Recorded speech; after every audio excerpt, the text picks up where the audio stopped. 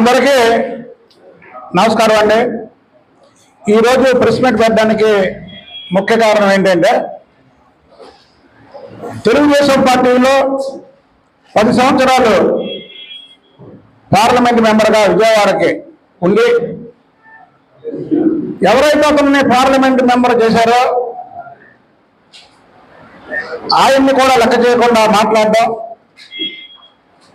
ఆ పార్టీని లెక్క చేయకుండా మాట్లాడడం, ఆ పార్టీలో ఉన్నటువంటి మాలాంటి బడుగు బలహీన వర్గాల నాయకులకి చంద్రబాబు గారు పెద్దపీట వేస్తే దాన్ని ఈర్షతో చూసి చంద్రబాబు గారి మీద అనేక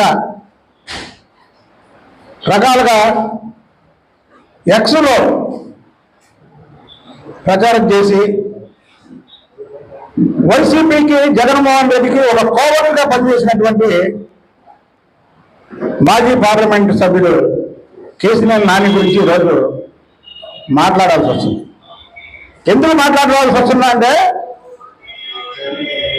అతను